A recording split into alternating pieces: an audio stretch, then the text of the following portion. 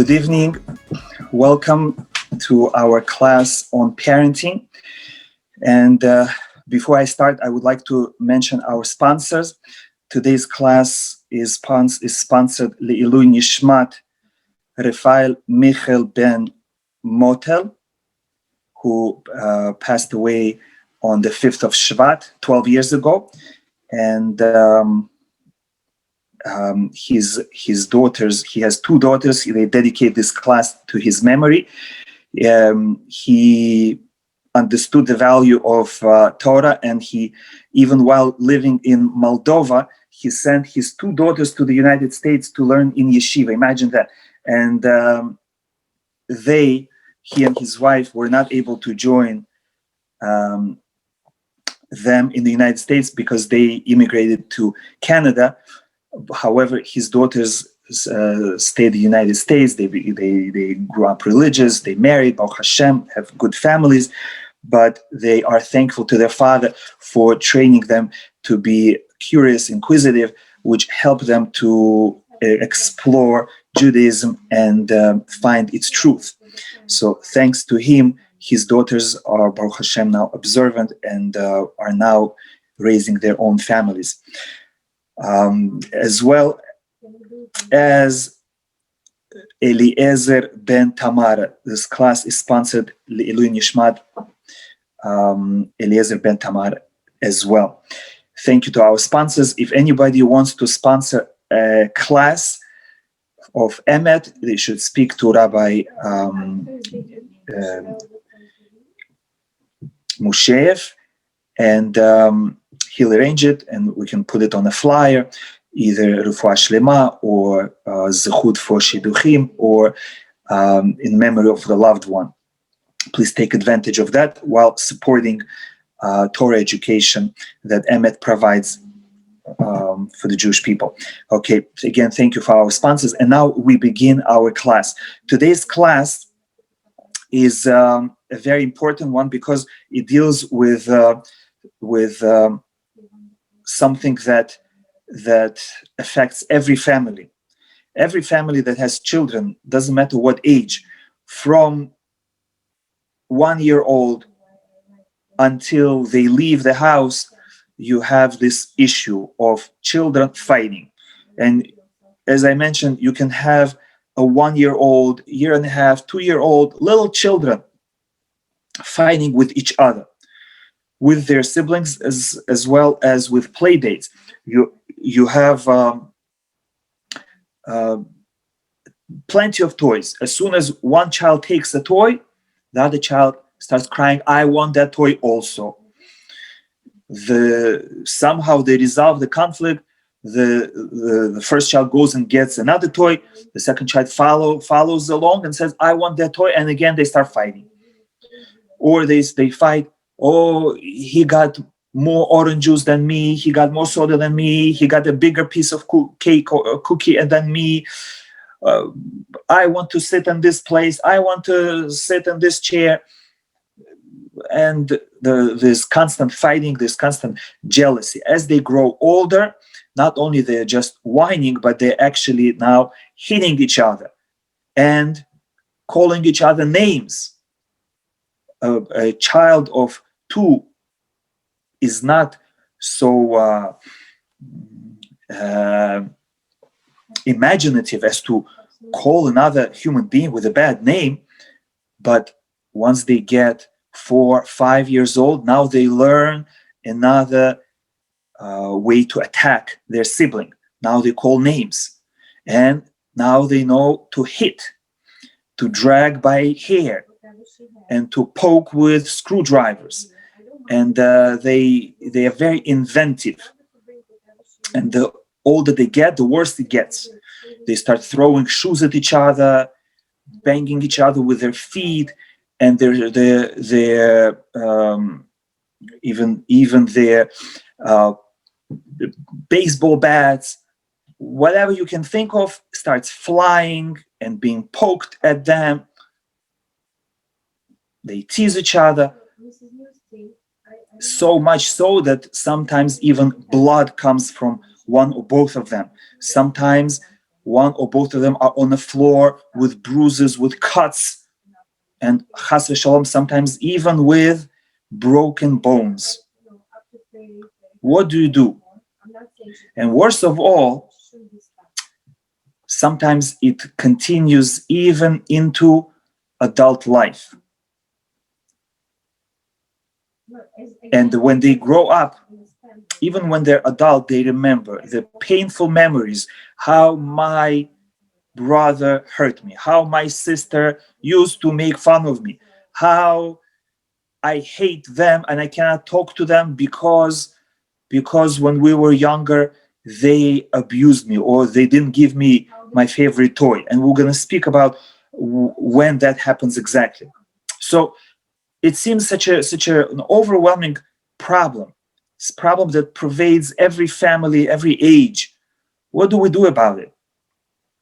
And of course, our sages tell us, as always, they guide us, and they say a parent should never treat one child better than the other.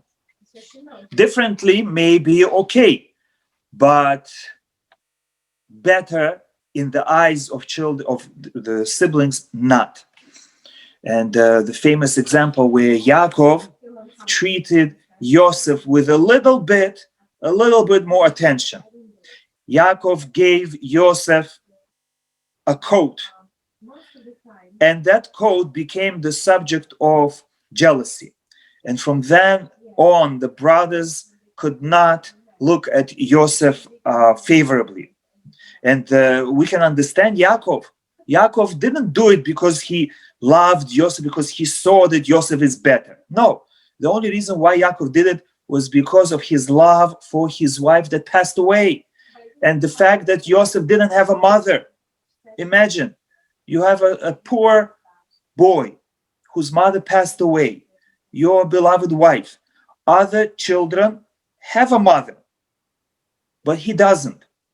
So out of love for your wife and out of compassion for him, you tell him an extra good word or you give him an extra gift. And that causes terrible, terrible jealousy. Even in such a case, our sages say you should not treat one child better than the other.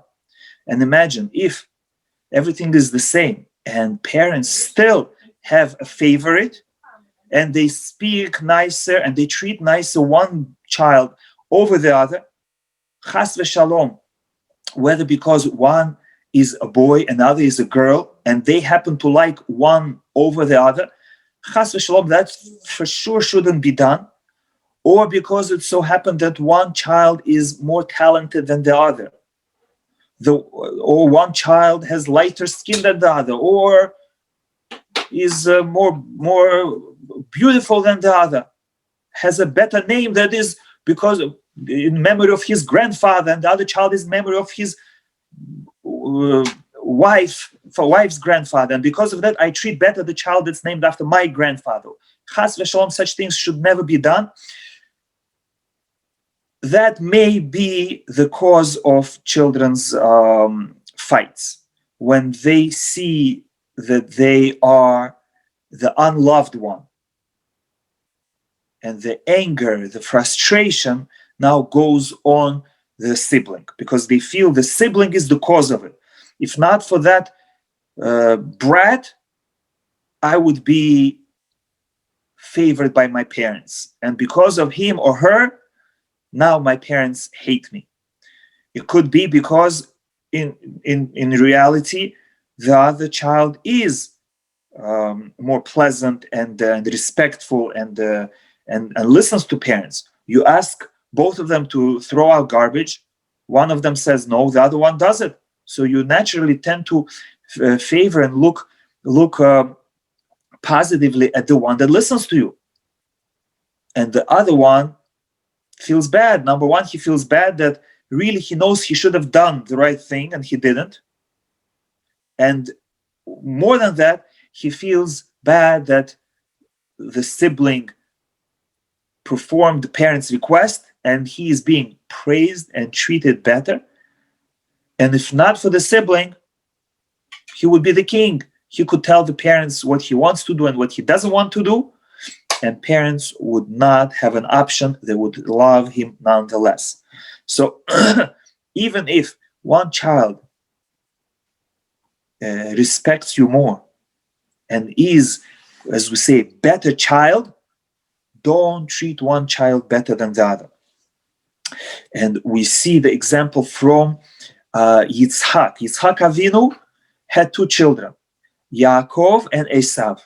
Yaakov was a good boy, diligent boy, respectful boy, and Esav was rude and not interested in studies.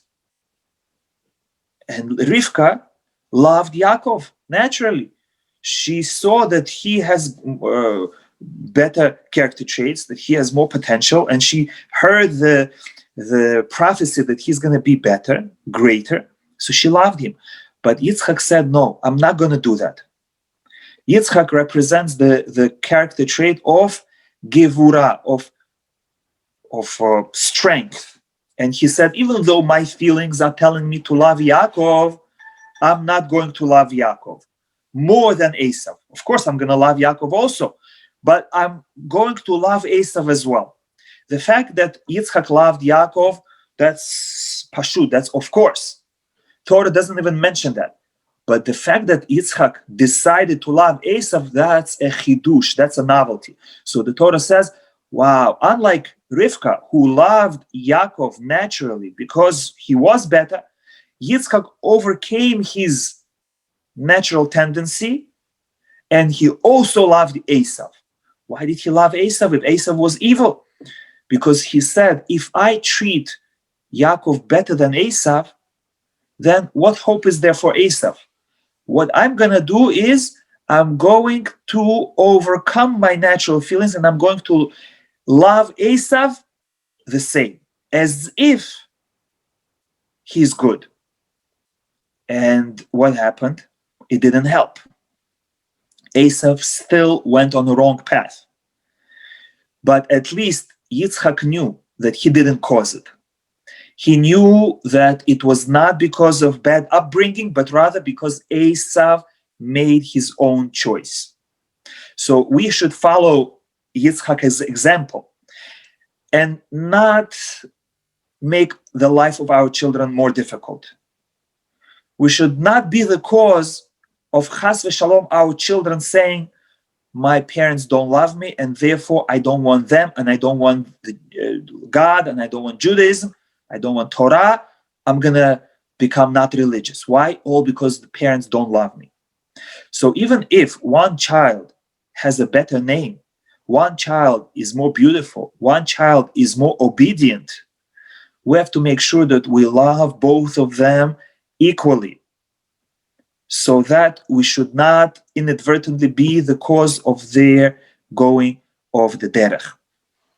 Now, having said that, let's understand why children fight. And here we have to differentiate between regular, normal fighting and bullying. If there is bullying, then all the rules that we speak about today don't apply. If there is bullying, if one child has advantage and he uses that advantage to hurt, to abuse, to control the other child, then the parent has to get involved. However, if the kind of fighting that you see is normal competition, normal rivalry that every family has, that you may have had when you were young, then this class is for you. Again, if there is bullying, if you see that one child maliciously, with intent, tries to hurt the other child, and the younger child usually doesn't have ability to defend himself, and he's scared to the point that he can't even ask parents for help because he's afraid of the older sibling, then you have to get involved and put the bully in his place. And we can speak about it at a different time. But now we're speaking about when there is normal, healthy children fighting, which means that there is no fear. They're just trying to gain certain rights. They're fighting for their rights. Even if one child is younger, but he's not afraid of the older child, he is fighting, he's calling him names, he's teasing him. That happens all the time. Sometimes it's the younger child's fault, but all that is healthy. All that is normal. And that happens in all families. When I was young, I used to fight with my sister all the time. And I'll tell you more stories later. So what do we do if our children fight? First of all, you have to understand that all little creatures fight. When you see little cubs are born, puppies, they fight with each other. They play fight. Why? Because that trains them for real life. In real life, you have to be a fighter. You cannot give up. You cannot give in completely. You have to stand for what's right. You have to be an achiever. So if you don't allow your children to fight, you are taking away from them an essential part of human development and maturity. If they don't fight, they will not know how to not enter into a fight, and they will not know how to fight fairly, and they will not know how to forgive. So realize that children fighting is a normal thing, and it's something that has to be allowed to happen. Now, here I want to quote one wise woman who once told me a good advice. She said, when I was little,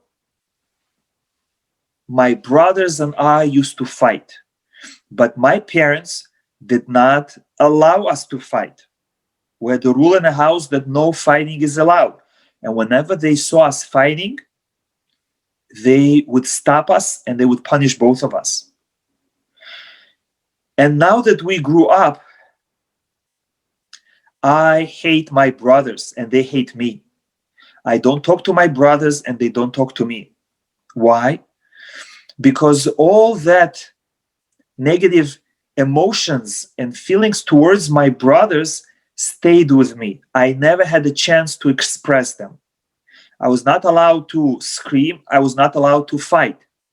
And therefore, I still remember how they hurt me, how they took away something from me. And they still remember how I teased them or how I embarrassed them or how I took something away from them. And we cannot forgive each other. So she told me, please allow your children to fight. Let them fight, let them beat each other, let them scream at each other. And then they will make peace. And then they will love each other.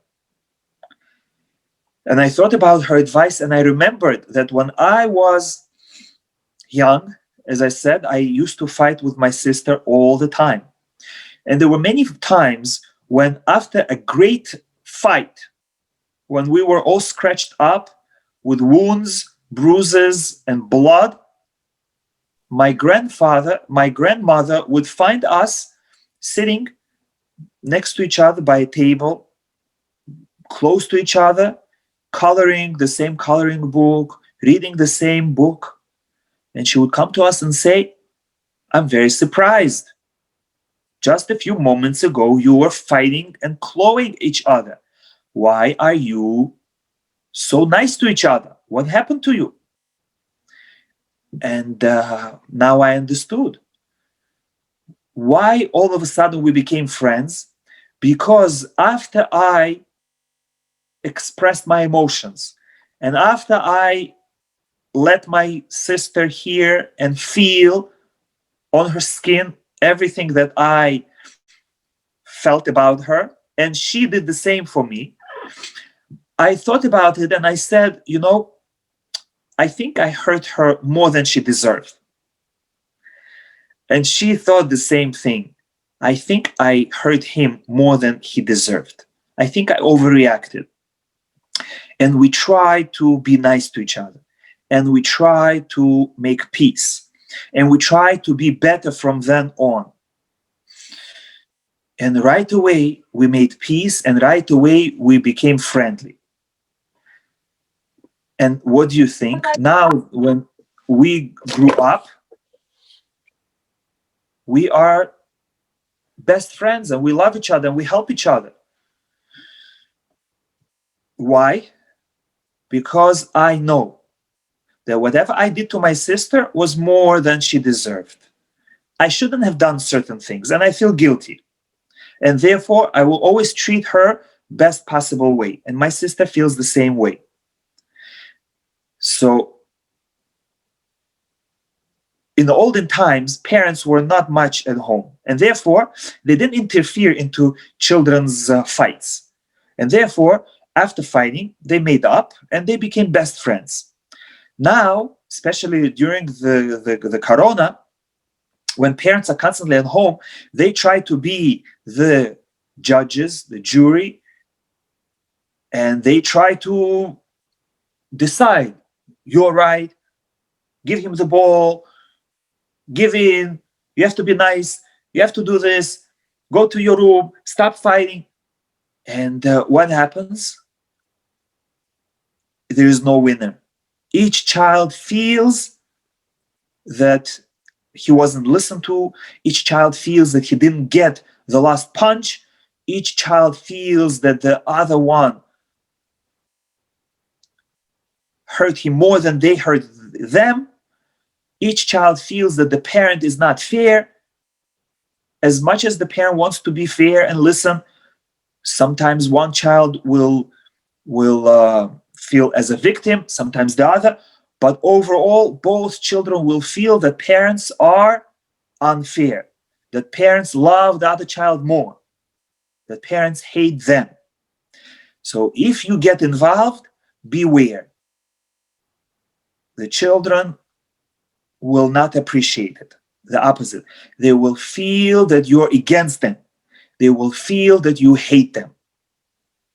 So rule number one, when children fight in a healthy way, no bullying. Rule number one is don't get involved. Don't get involved because you don't know the whole story. You don't know what he said, what she said, what happened behind closed doors.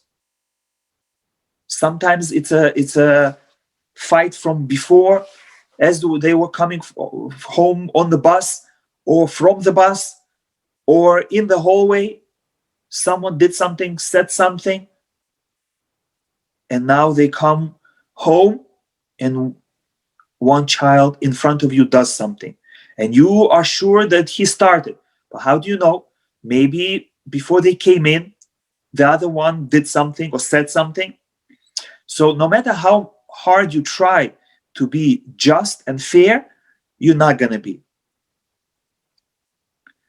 So the best is to stay out of it. And you cannot just sit there and ignore. You have to tell them, guys, if you decide to fight, I'm going to let you. It's up to you. If you need help to resolve it, I'm here to help you to resolve it peacefully. But if you don't want to resolve it peacefully, if you want to fight, be my guest. I can watch and enjoy, or I can ignore you, or I can go to another room. But let them know that you're not getting involved, because if they think that you will get involved, they will take a risk that they think you'll save them from. For example, a younger sibling might say, you know what? I'm in a playful mood. I want some action. I'm going to go and pull my sister's hair. Or I'm going to go and I'm going to poke my older brother from behind, or I'm going to go and shoot a spit gun at my sibling, and I'm going to run away.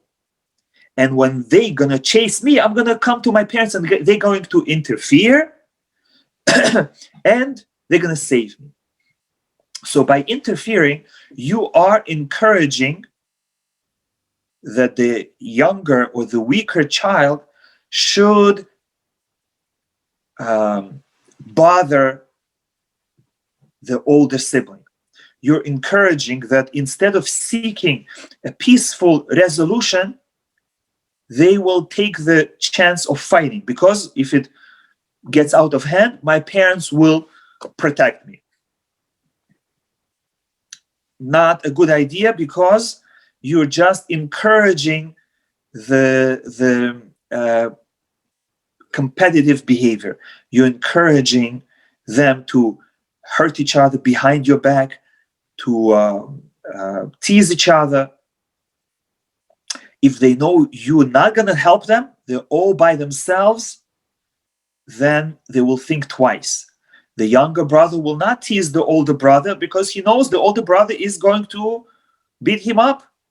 So he's going to respect the older brother. But if he knows you will protect him, then the younger brother will be brazen, he will be bold, he will be with chutzpah, because he knows that the parent will come to his rescue. So again, somebody is asking a good question. What if the older brother hurts the younger brother and the younger brother has no chance? So if you see it's bullying, something that the older brother does unprovoked, with malice, with cruelty, you have to interfere, you have to protect. Yeah, there has to be safe environment at home. However, very often it's the younger brother who starts the trouble, who teases, who plays, who doesn't know the boundaries. And it's good for you to let them resolve it among themselves. If the younger brother stands no chance, he will not bother the older brother. And again, if you say, I'm going to be on the side of the weaker child, you're encouraging the weaker child to misbehave. So what happens is a natural settling, and the older siblings, they put the younger siblings in place, and the younger siblings don't play, don't bother, don't tease the older siblings. But again, you're not allowed to bully. That's the message that has to be known in the family. Bullying is not allowed in our family. Our family is safe. If you want to start a fight, you have to know how to fight. If it's worth it for you, if you want to bother your sister and then she's gonna scratch you up, or she's gonna take your homework and flush it down the toilet, that's the risk you're taking. And we don't recommend doing this, but if you decide, it's up to you. So, number one risk of getting involved is that you cannot be fair. You don't know everything, you didn't see everything, you were not with them the whole day. And number two, you're encouraging fighting, because the weaker and the younger sibling will use your involvement to his advantage, and he will not be afraid to bother and tease the older sibling. And as I said, what is going to happen is, if you do get involved and they feel that you're unfair, the negative feelings, the hurt feelings, will stay with them into their adulthood, and they will not be able to forgive not their siblings and not their parents, because they didn't allow them to fight and beat each other up. So a certain amount of fighting is healthy and necessary for them to learn boundaries, to learn to respect each other's privacy, each other's property, And by stopping their fights, they're going to grow up spoiled brats, and they will not respect their classmates and even their spouses. And they will interfere with their spouse's business. They will tease their spouse, and they will think that they can get away with it. And then it often happens they will call again their parents and say, "Oh, mom, dad, my wife or my husband, I don't like them. They're abusing me. They're hurting me," and they will again try to recruit their parents to their salvation, and that will ruin their marriage. So, in order to make our children independent, you have to allow them to make their own decisions when they want to fight and when they want to be peaceful, and when they fight, how to stop it. You can offer them help, and we'll speak about how to offer help to your children. Now, before we go there, let's explain one more reason why children fight. The first reason was that it's a natural development. We see that in all animals, dogs, cats, bears, tigers, and even lambs. All animals play fight and real fight. That's part of life. And this way they learn their boundaries, they learn self-control and everything else. So, second reason why children fight, this time it's a negative reason. This time it's a reason that parents introduced. Besides what we mentioned before, that they treat one child better than the other and they cause jealousy. We're not talking about that. That shouldn't be done. That for sure has to be avoided. But there is a separate reason that is very common, and that is very often when children fight, it's because they are missing attention of their parents and they feel frustrated. And because they don't get the positive attention, out of desperation, they seek negative attention. Sometimes they know that the only time their mother or their father looks up from their phone or their newspaper or the phone conversation with their friends is when there is a fight, when there's screaming. And they think to themselves, how do I, sometimes consciously, sometimes subconsciously, how do I get attention of my parents? By creating a fight with my sibling. When my parents see that the situation is unbearable, they will finally give me their attention. So when that happens,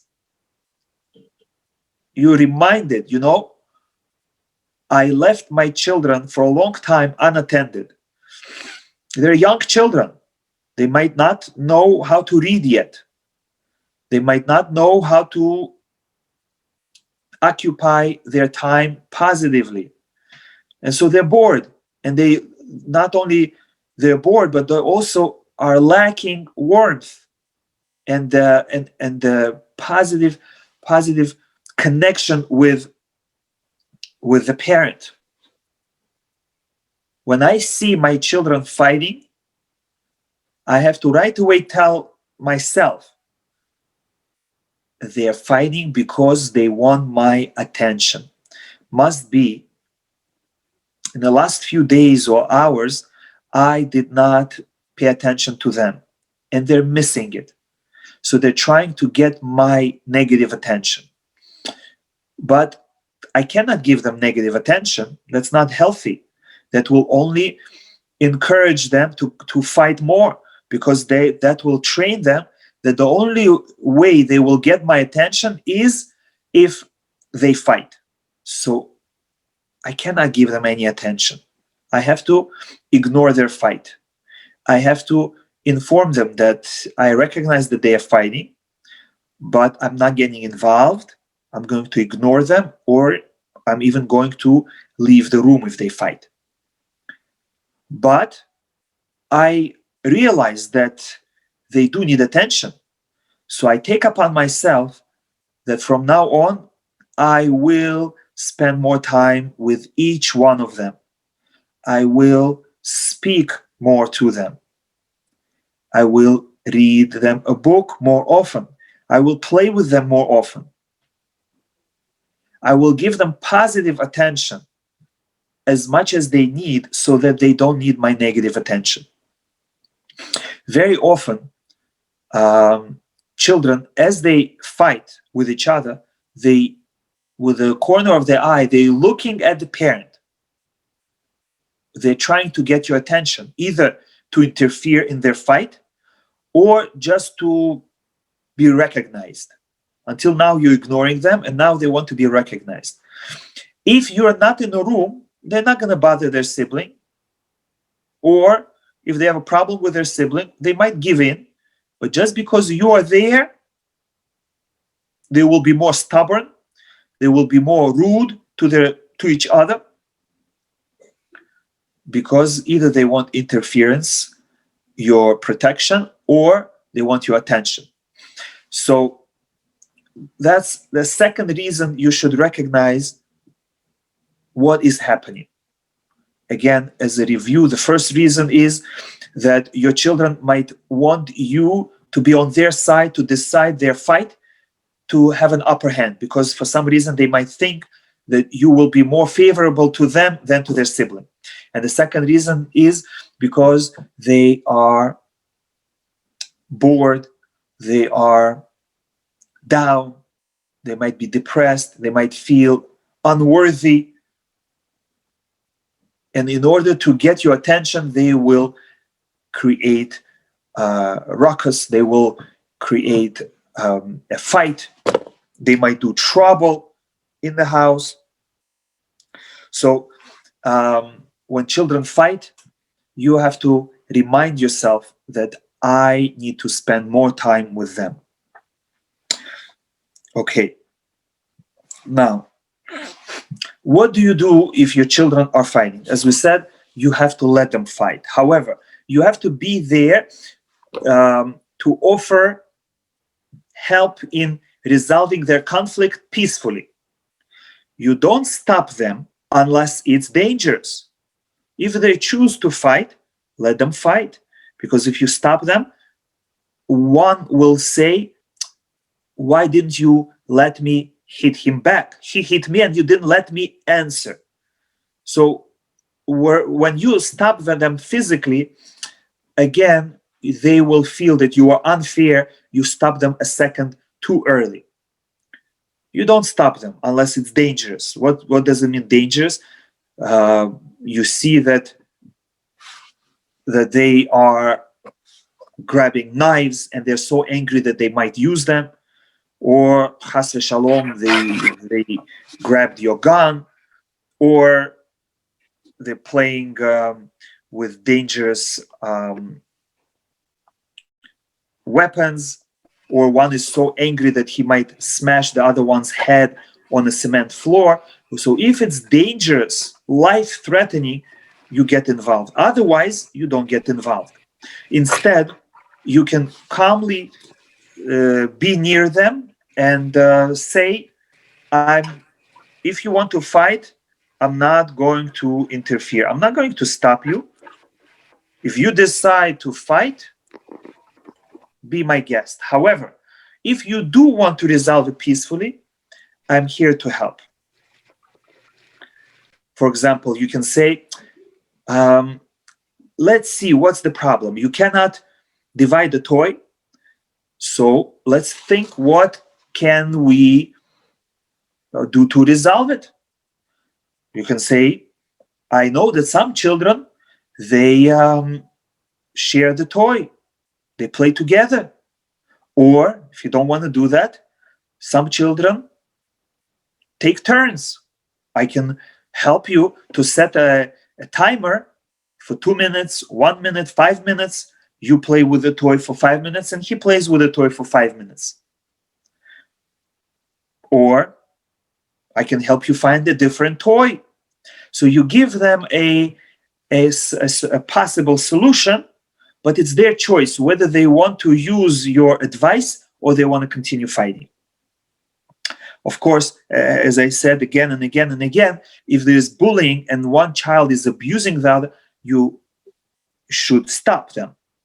But if they're just bickering, they're just being stubborn, and they don't want to be reasonable, let them. They will eventually see that it doesn't pay. They will learn that that's not a good way to communicate. And you just offer them help, but don't force it upon them.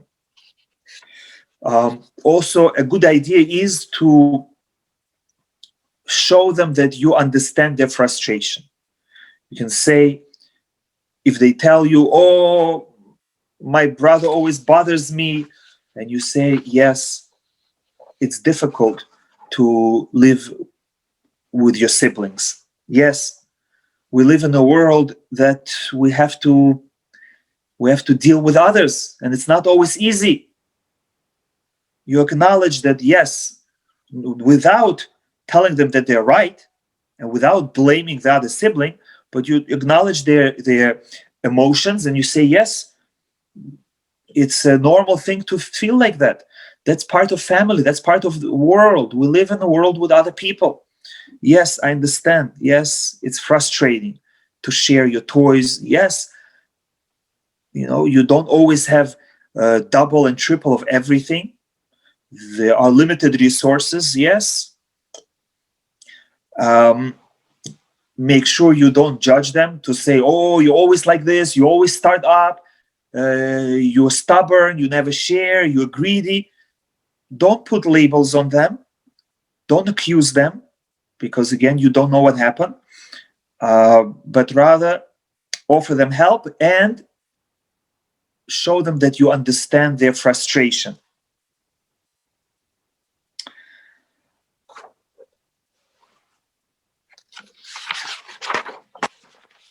Now, some parents are tempted to say, you know what?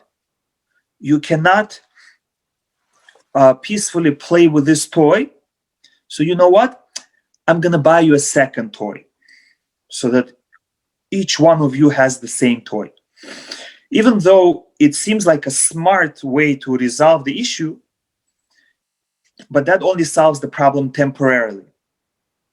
Yes, with this particular toy, they're not going to fight because each one has the same toy, but you didn't teach them how to resolve their conflict, how to share, how to be sensitive to the needs of another. A better way is to say, yes, guys, we have one toy and we have two people. We have to figure out a way to share it, and then offer them solutions from which they will learn. If not now, for future. Even if now they will refuse your offer to help, but it will stay in their mind, and they will say, you know what? My parents are, they're smart. They gave me a good advice. I don't want to do it with my sibling because they're nasty, but I'll do it with my friends. Next time I'm going to be smart. When my friend has a toy and I want to use it, or I have a toy and my friend wants to use it, you know what? We'll share. How? I'm going to use what my parents taught me. I'm going to set alarm, and each one is going to use it for a minute or 5. So by offering them solutions, you're actually giving them tools for life. But by resolving it for themselves, instead of them, you are putting a band-aid, but you're making them crippled. And you can offer solutions immediately, which means you don't stop them from fighting. You don't stop them from teasing each other, and so on. But you tell them right away, guys, you can either fight about it, which I don't recommend, or you can do it in a nice way, peacefully. Usually it works better, trust me. If you want, come to me and we'll try to resolve it together. And if they say, no, I don't want your you always say this, oh, no, I don't want, I want for myself. So, fine. And you can just stay near them and just calmly give them comments. Yeah, already 5 minutes passed, you could have been playing. If you want to continue fighting, that's fine. Fight. But, there is a better way.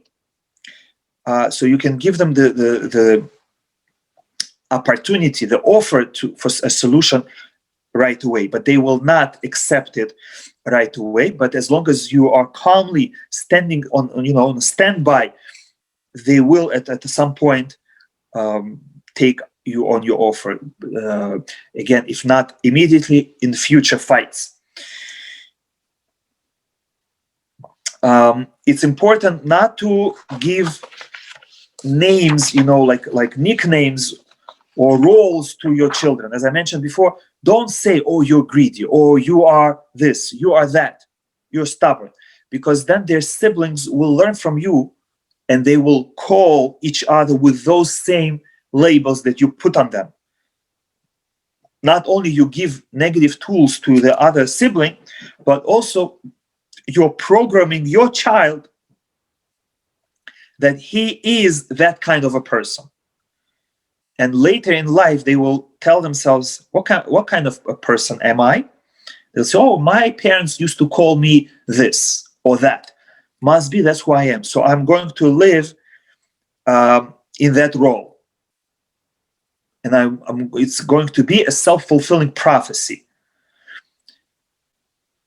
They will try to live up to their parents' predictions. So instead of calling them names and giving extra bad names for the siblings to call them, rather be quiet. When you see them doing something positive, even for a moment, call their attention to that and say, oh, I see. Even if it was by accident, even if it was insincere, draw the attention to it and say, oh, I see you did such and such. Even if it was inadvertent. They were fighting and then they needed to blow their nose. And while they were blowing their nose, their sibling had a chance to talk. You say, oh, I see you're respectful. You let your sibling to talk. Which means you have to find even funny ways to find good in your children and focus on that. Tell them, yes, I see you know how to talk. I see you know how to share. I see you are patient, even if they were patient only for 1 second. You say, I see you know how to be patient. You were patient for a little bit. Now you can build on that. You can increase your patience because I see you have it within you. If you see they cleaned up a little bit, you say, oh, I see you know how to clean up. I'm proud of you. So, which means instead of trying to rebuke them and stop them from doing what you don't want them to, you trick them into thinking that you are impressed with their good behavior. And then they will say, oh, my parents noticed the good thing I did. I'm going to do more of that. Or they'll say, oh, my parents didn't realize that it just happened. I didn't mean it. But they were happy. You know what? I don't want to let them down. I'm going to do good things from now on because I see it's important for them and they like it and they praise me for it. And I like how it feels to be praised.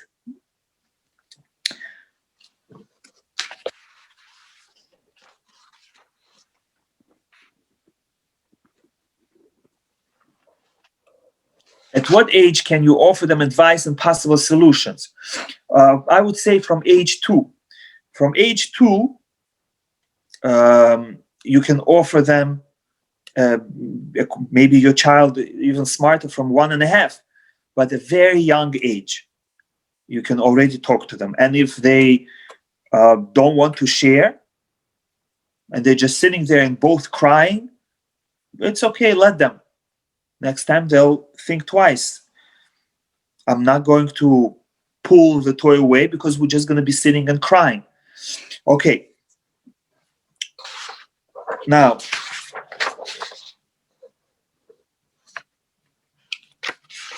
sometimes you can make a joke out of it.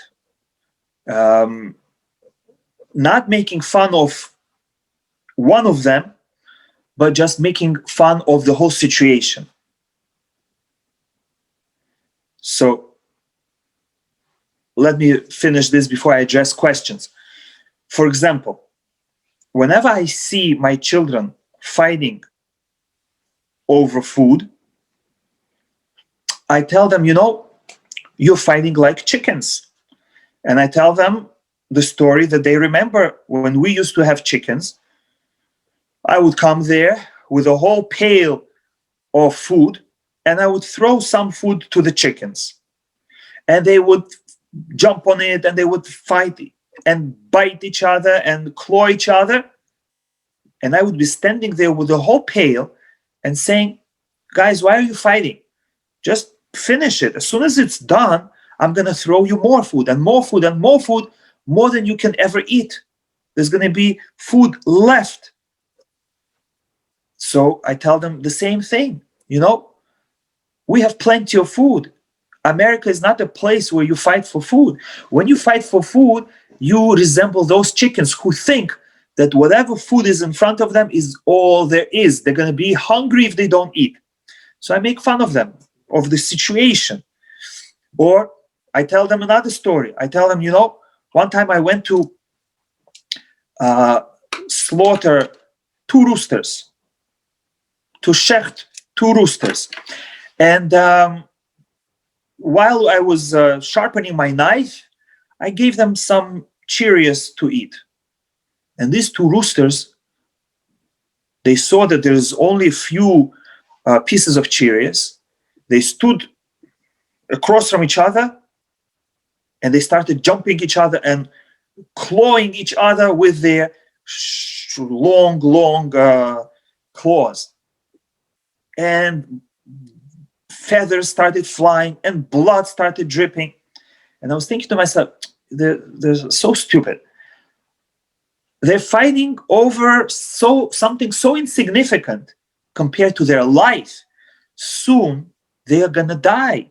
These are last moments of their life. They're fighting about few pieces of Cheerios instead of enjoying the rest of their life.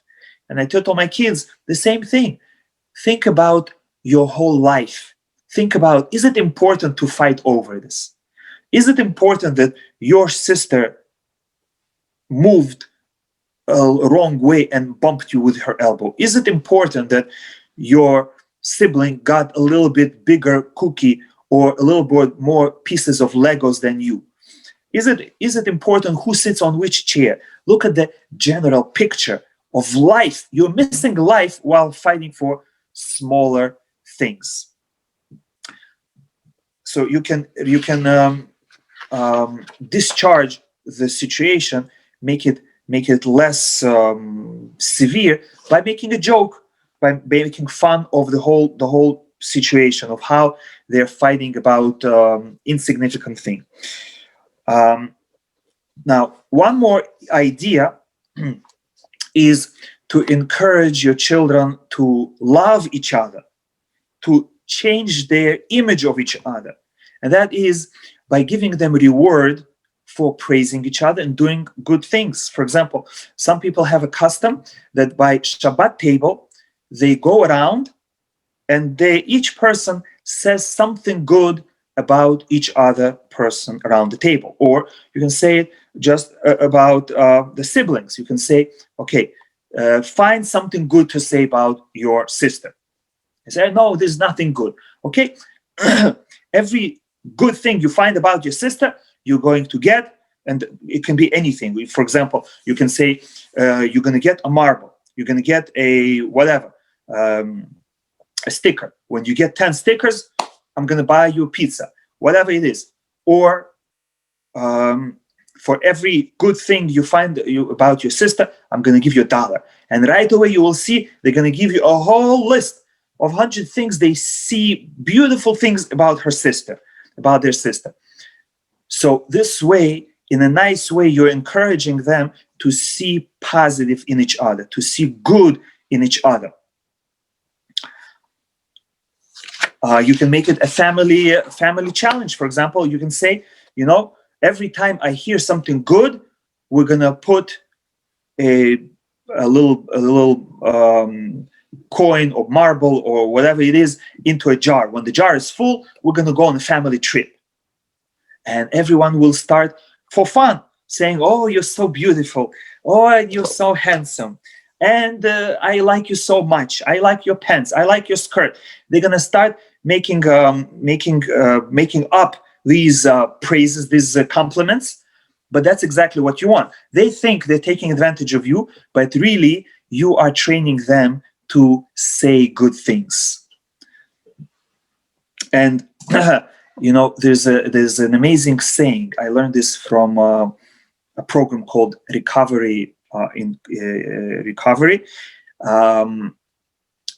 International. They have a famous saying that says, "Better an insincere gesture of peace than a sincere gesture of animosity."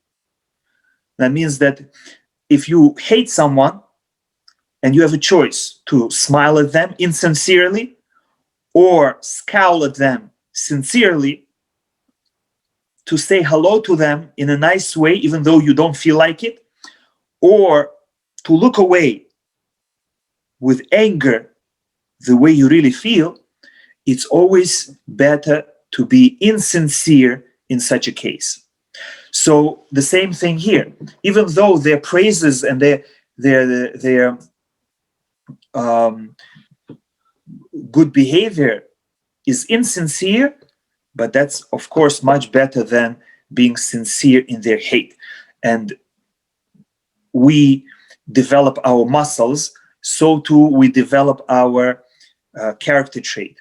The more we use it, the stronger it gets. The more we use our positive speech, the stronger it's going to get. The more we use our sharing muscle, the stronger our sharing muscle is going to be. So it's okay to reward and encourage your child positively, either through praise or through a family challenge. Let's fill up this jar with marbles, and then we're going to get a party. Okay, now,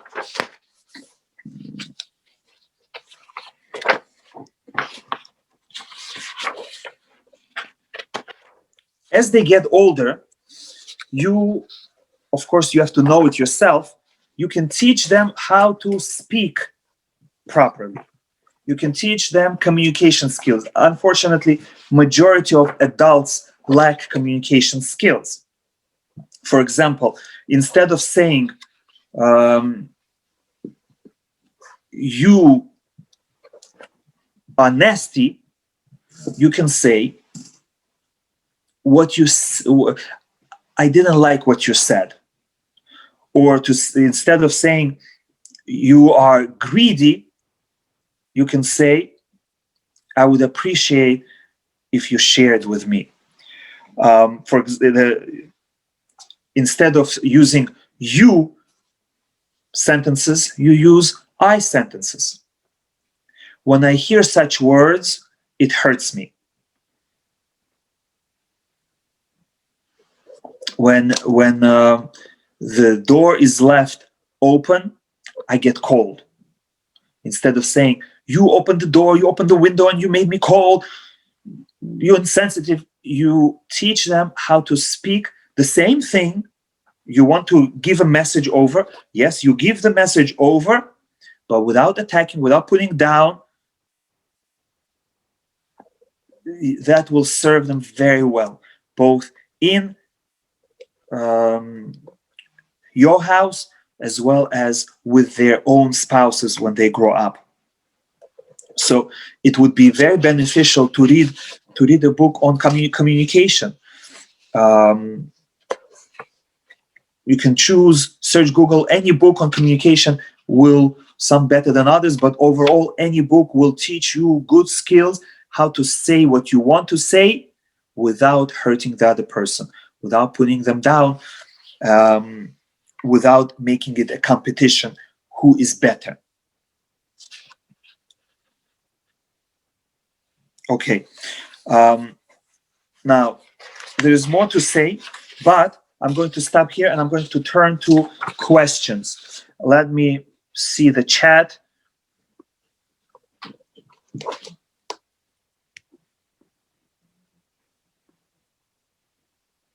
Okay, how do you praise without putting labels on them?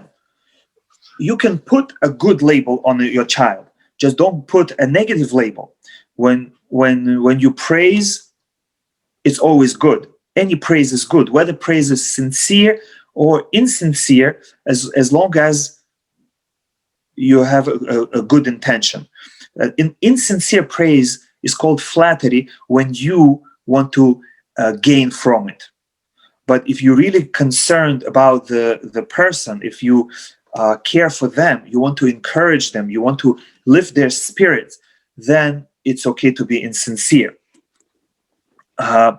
What if you treat all kids the same, but they still find reasons to be jealous? Yes, that will happen. But you have to try your best, and you have to give individual attention to each child. Sometimes, as much as you try, one child will feel that you love the other more. But if you take them out for pizza or for bowling or just for shopping trip, all by themselves, they will see, without any competition, you love them, you value them, you want to spend time with them, you enjoy their company. So then it's not going to matter that you give the other sibling more, because they know that they are important in your life.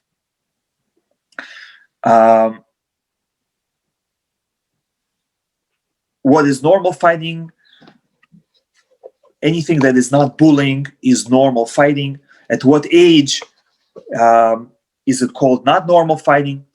Any age is normal fighting, from diapers until they get married. It's normal. Often, I see a kala, beautiful, mature kala, speaking nicely to her hatan. But then when she goes to speak to her brothers and sisters, you can't imagine. They hurt each other, they nasty to each other, they put each other down. How is it possible? This beautiful, respectable, mature kala is a different person. And the answer is that until they get married and past that, they're still fighting, they're still immature with each other. So there is no age limit. But again, using these techniques of ignoring their fight, offering their help, but not stopping them, allowing them to fight, express their feelings, to respect each other, understand the limits, you will make them more mature, and as they grow up, they will fight less and less. Normally, you will see that as they grow, they fight less and less and less. But if you interfere with them, if you play a judge, then as they grow, they will fight more and more and more and more aggressively, and they will hurt each other more until when they grow up, they will hate each other. So again, I'm repeating this idea again and again because it's such an important idea. You have to allow your children to fight, as long as it's not bullying. If a younger sibling really hurts an older sibling intentionally, am I allowed to tell older sibling I'm not getting involved and they should hit them back? Yes, exactly. That's what I'm trying to say, that if children fight, very often it's the younger sibling who annoys the older sibling because he knows you're going to get come to his defense. So in such a case, you tell them, I'm not getting involved. If you bother them and they beat you up, I'm not getting involved. And you tell the older child, just, be careful. He's a young child. Don't beat him up too much. But you you give them that freedom, because when they go out into the real world, they have to know that their actions have consequences, that people have feelings. They cannot just tease, hurt, and take away people's stuff. There will be consequences. And when they grow up, if they steal, they will be put in jail. If they don't follow rules, there will be consequences. And the first place to learn it is from your sibling. If I hurt my sibling, they will show me that I did something wrong. Very good question. Thank you. What if the child curses at their sibling, and even though the parent tells them to stop, they don't stop? How do you prevent a child from cursing? So this is similar to all bad behaviors. There can be consequences for cursing, or you can choose to use positive reinforcement.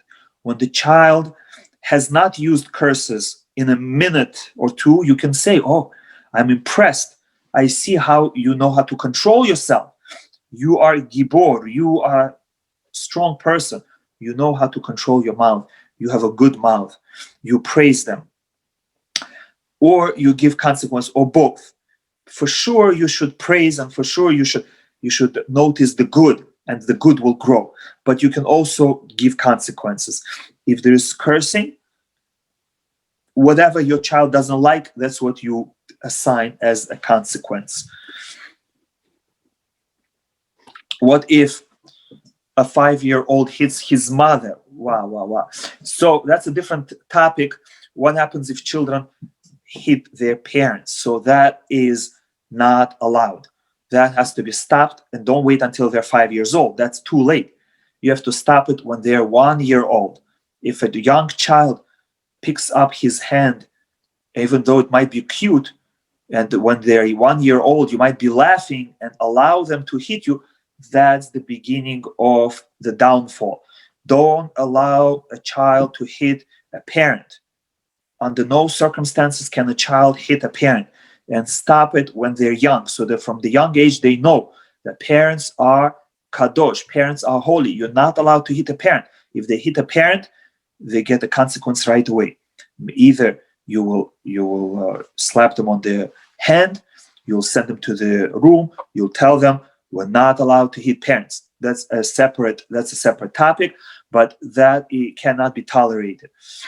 Whereas sibling rivalry is tolerated, but children are not allowed to be chutzpahdik to their parents. They're not allowed to hit their parents. Okay. One more question. When they're getting the tools to learn that in life there needs to be real communication, and not everything is gotten through hitting, won't that affect them with their friends and in their future as well? They learn that it's okay to hit when angry and upset. So that's counterintuitive. What I'm telling you, it's all along we thought that if you don't let your children fight, they'll find other ways to resolve the conflict. But in reality, it's the opposite. If you stop them from fighting, they think, "Oh, I had a better way to resolve the conflict. My parents didn't let me. They're forcing me to do this stupid thing. I have to talk to my sibling. Next time I have a chance, I'm going to fight." Whereas if you tell them, "Fight, be my guest," they will fight, and they will get hurt, and they will see that they didn't get anywhere. Then they'll realize fighting is not good. Fighting doesn't accomplish anything. Next time, I'm going to listen to my parents, and I'm going to talk. So by allowing them to explore and to find out for themselves that fighting doesn't work and that it hurts, and then they have bad feelings that I hurt my sister, my brother, and I feel bad that I hurt them so much, then they will realize that fighting hurts, that fighting is not good, fighting doesn't solve anything, and they will learn communication skills. Is it okay to hit the child as a consequence of them hitting the parent? Yes. Even same idea, that even though it seems that by hitting my child, when they hit me, I'm teaching them that it's okay to hit. That's very different. When the child hits me, I tell him we're not allowed to hit parents. And then I hit them, not because I'm upset, not because I'm angry, not because I didn't get what I wanted, but because I'm showing them that what they did was wrong. It's not allowed. That's different. Of course, I cannot hit them when I'm angry, because if I hit them when I'm angry, then I'm teaching them that it's okay to hit. But if they hit me, I don't hit them in anger. In fact, I feel bad for them, because I can just say not allowed, but I'm hitting them lightly to teach them a lesson. First, I calm down and I talk to them and I say, we're not allowed to hit parents. We're not allowed to hit Abba and Ima. And I hit them lightly. I'm not angry, and they see I'm not angry. That will only teach them one thing: not allowed to hit parents. It's not going to teach them when you're angry, hit, because my parent wasn't angry. They hit me only as a consequence. Okay. Thank you for all your great questions.